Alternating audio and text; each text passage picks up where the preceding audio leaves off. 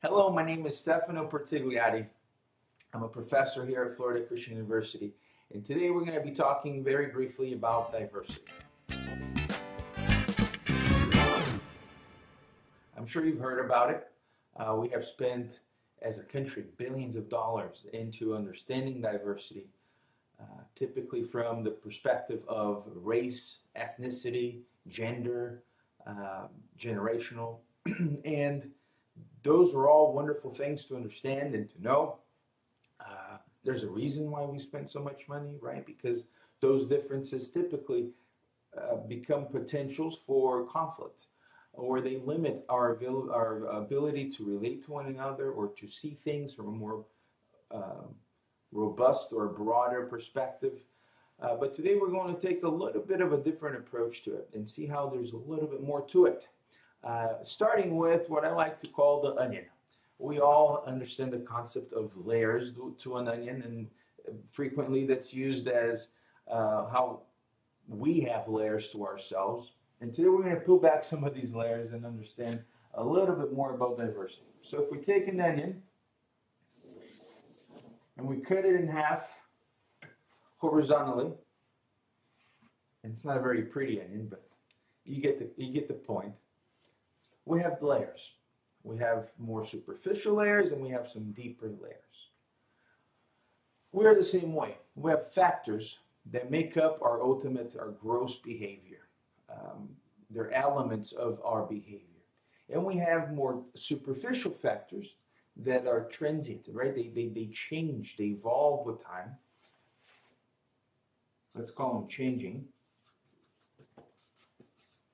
And what are some examples? So our age, for example. Our age is always changing, right? And with age, we behave differently. We mature, we learn, we develop. Our brain is always, not always, but developing for a very long period of time. And that's changing how we behave, how we're able to process the world. Our profession, our education, how much money we're making, our geography, our familial status, right? I'm at an age where a lot of my friends are having or have had babies. And I can tell you, my friends are behaving very differently from how they used to be before having babies. Geography, people that live in Oregon behave differently from people in Florida. A lot of it due to just geographical differences, the temperature, the climate, right? Whether you have earthquakes out in the west or whether you have hurricanes over here in the east, all of that changes a lot of our behavior. How much money we're making, how frugal, how generous we can be with our finances and things like that. Our education. I can tell you, after going to law school, something did change about how I approached conflict and how I approached problems. My critical thinking changed a lot.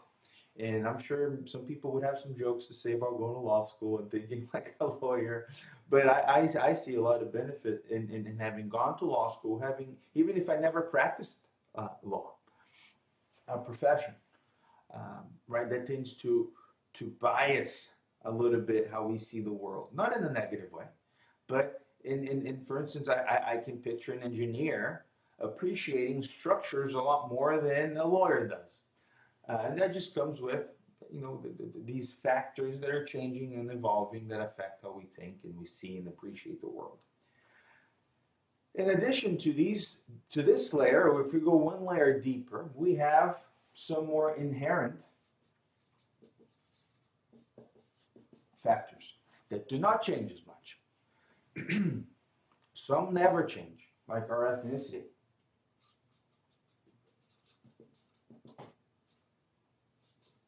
Our race, our generation. Your age may change every year, but your generation doesn't. That the factors that we were all exposed to at a young age have affected, influenced our behavior, and that will stick with us for the rest of our lives. We don't enter a new generation as we age. We keep that same one. our religion, our gender, our culture. Those are deeper factors that have a deeper or a greater influence in our behavior. And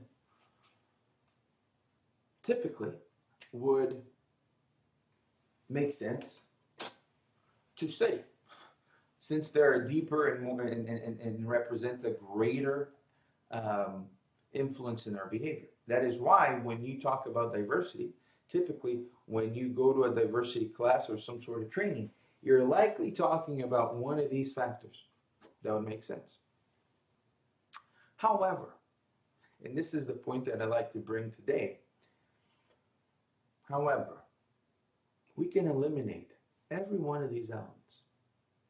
We can take out all these factors, meaning find somebody that shares all of these factors.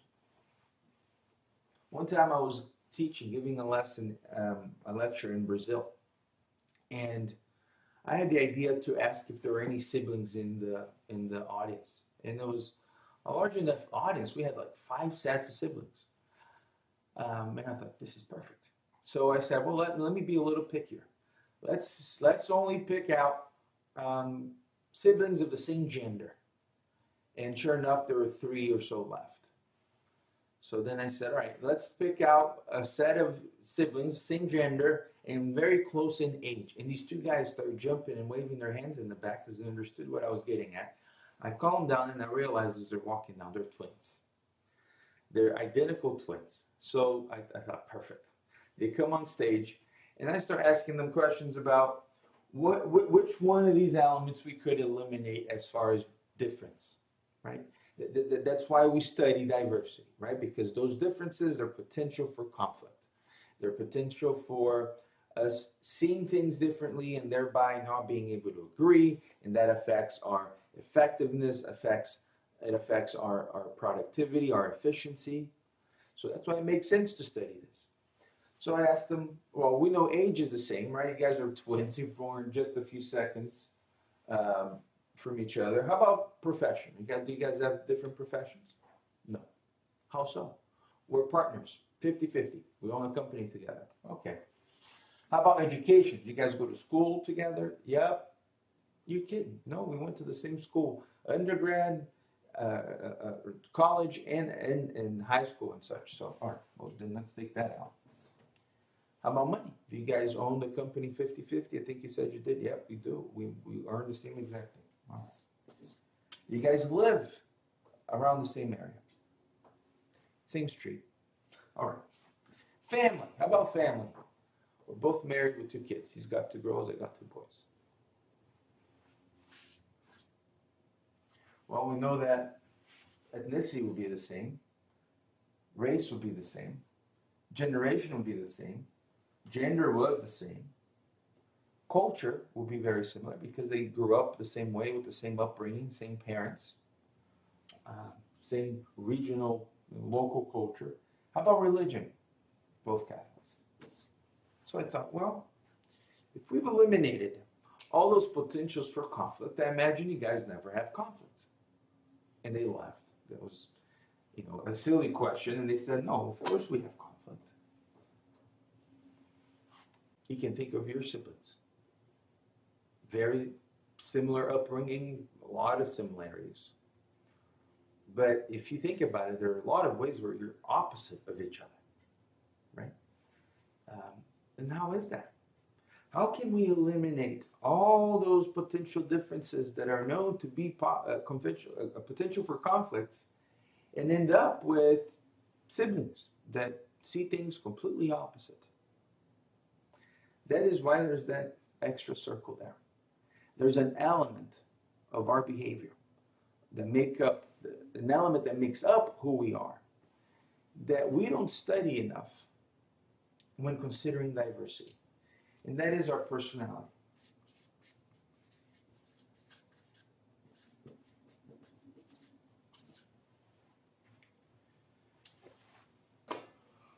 We can eliminate all of these factors, but we can never eliminate differences in personality, because all of us have a different personality. To some degree, they may share some tendencies, but as far as the combination of the personality traits, yours is only yours, mine is only mine, and that is always going to be different. So until we study that, until we understand how that changes the way you communicate, the way you lead, how you appreciate information, what values you see in the same product that I see differently. I'm not going to say we're wasting time doing the rest, but we're definitely not getting the full picture. So that is why it's at the center. Because where two or more people are together, there are going to be differences in personality, even if they're not pictures and all these other factors of diversity. So I hope I've alerted you to perhaps a new element of diversity that you'd be interested in learning. We'll probably put out another video talking more about personalities in the near future. So stay tuned for that. Thank you for spending this time with us, and have a great day.